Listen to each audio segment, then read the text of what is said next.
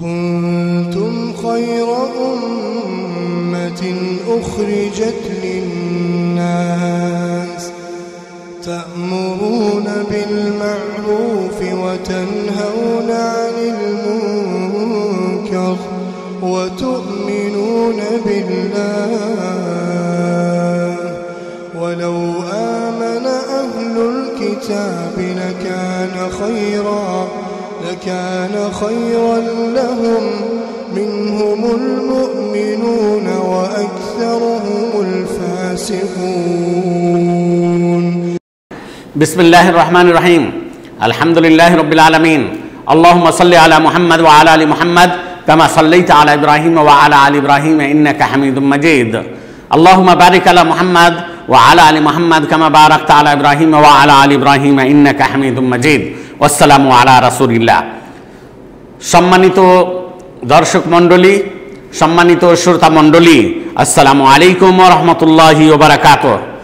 আপনাদের সামনে যে বিষয়কে লক্ষ্য করে কথা বলার ইচ্ছা করেছি সেই বিষয়টি হলো আল্লাহর রাসূলের প্রতি দরুদ ও সালাম পাঠ করার মর্যাদা। আল্লাহর রাসূলের প্রতি দরুদ ও সালাম পাঠ করার মর্যাদা এই সম্পর্কে একটি হাদিস আপনাদের সামনে তুলে ধরি। আন আবি তালহা রাদিয়াল্লাহু তাআলা আনহু আন্না রাসূলুল্লাহ সাল্লাল্লাহু আলাইহি ওয়াসাল্লাম জা যাতা ইয়াওম ওয়াল বুশরা ফি ওয়াজহিহি ফাকুলনা ইন্না লানারাল বুশরা ফি ওয়াজহিক ফাকাল ইন্নাহু আতানিল মালাক ফাকাল ইয়া মুহাম্মদ ইন্না রাব্বাকা ইয়াকুল আমা ইউরদিক أنه لا يصلي عليك أحد إلا صليت عليه 10 ولا يسلم عليك أحد إلا سلمت عليه 10 رواه الإمام النسائي في سننه وحسنه الألباني. সম্মানিত দর্শক মণ্ডলী, সম্মানিত শ্রোতা মণ্ডলী, হাদিসটির অর্থ হলো এই যে আবু তালহা রাদিয়াল্লাহু তাআলা আনহু থেকে বর্ণিত, তিনি বলেন যে আল্লাহর রাসূল সাল্লাল্লাহু আলাইহি সাল্লাম একদা আনন্দময় চেহারা সহ আগমন করলেন। তাই আমরা বললাম, হে আল্লাহর রাসূল, আমরা আপনার চেহারায় আনন্দের নিদর্শন উপলব্ধি করছি।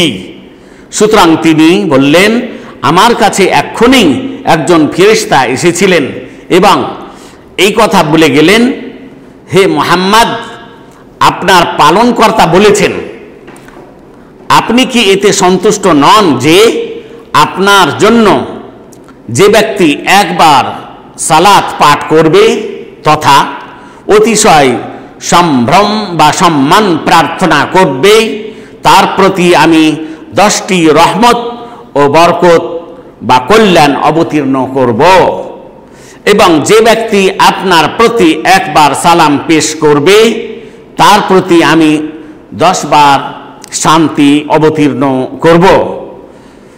এই হাদিসটি ইমাম নাসাই রহমতুল্লাহ আলাইহি তার সুনান গ্রন্থে উল্লেখ করেছেন। হাদিস নম্বর দেখতে পারেন 1283। শেখ নাসির উদ্দিন আলবানী এই হাদিসটিকে হাসান বলেছেন।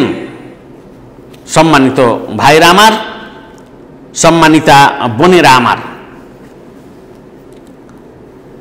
এই হাদিস দ্বারা আমরা বুঝতে পারছি যে আল্লাহর রাসূলের প্রতি বেশি বেশি দরুদ পাঠ করা এবং সালাম পেশ করা হচ্ছে আল্লাহর রহমত ও শান্তি নেওয়ার একটি উপাদান। সুতরাং আমরা বেশি বেশি দরুদ পাঠ করব, আল্লাহর রাসূলের প্রতি সালামও পেশ করব। তো তাই এই হাদিস দ্বারা যে সমস্ত উপদেশ পাচ্ছি তার মধ্যে একটি উপদেশ হলো এই যে আমরা আল্লাহর রাসূলের প্রতি বেশি বেশি দরুদ পাঠ করব। তবে দরুদ পাঠের যে নিয়মটি এসেছে সেটি আপনাদের সামনে বলে দিই যে নিয়মটি সহিহ বুখারীর মধ্যে এসেছে, সহিহ মুসলিমের মধ্যে এসেছে। সে নিয়মটি হলো এই শব্দে আমরা আল্লাহর রাসূলের প্রতি দরুদ পাঠ করব। আল্লাহুম্মা সাল্লি আলা মুহাম্মদ ওয়া আলা আলি মুহাম্মদ কামা সাল্লাইতা আলা ইব্রাহিম ওয়া আলা আলি ইব্রাহিম ইন্নাকা হামিদুম মাজিদ।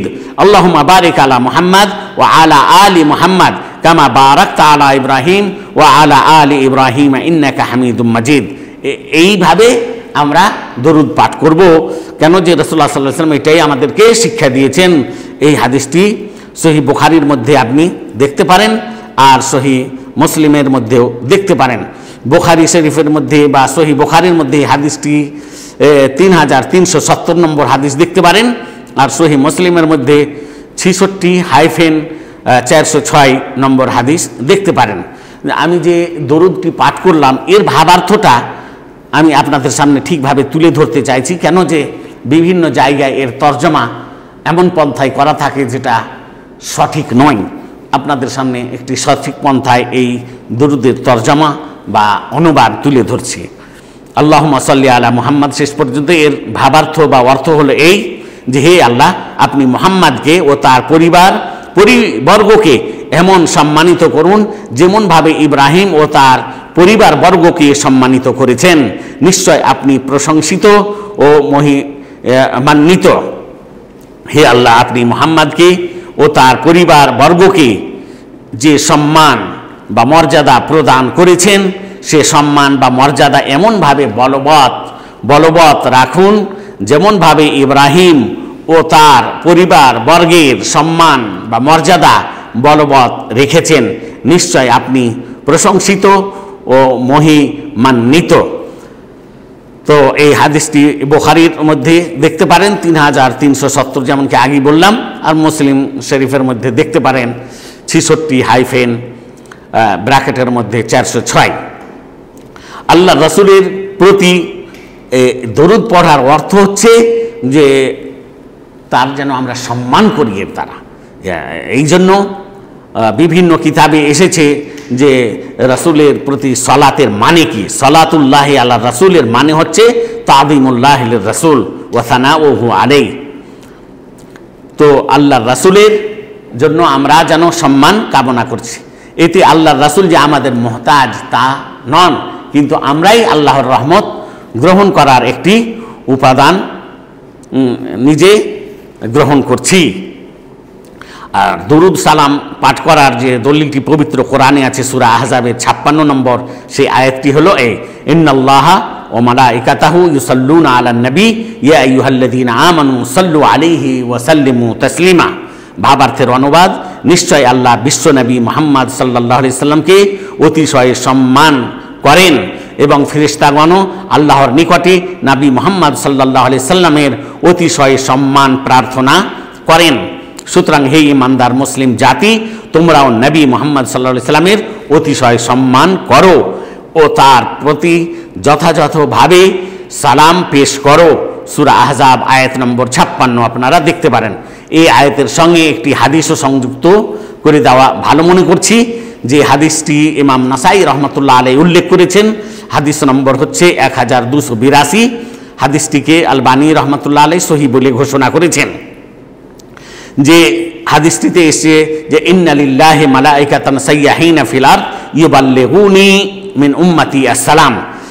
আল্লাহর রাসূল সাল্লাল্লাহু আলাইহি সাল্লাম বলেছেন যে আল্লাহর পক্ষ থেকে পৃথিবীতে এমন কতগুলি ভ্রমণকারী ফেরেশতা মণ্ডলী নির্ধারিত রয়েছেন যারা আমার প্রতি আমার উম্মতের পক্ষ থেকে সালাম পৌঁছিয়ে দেন।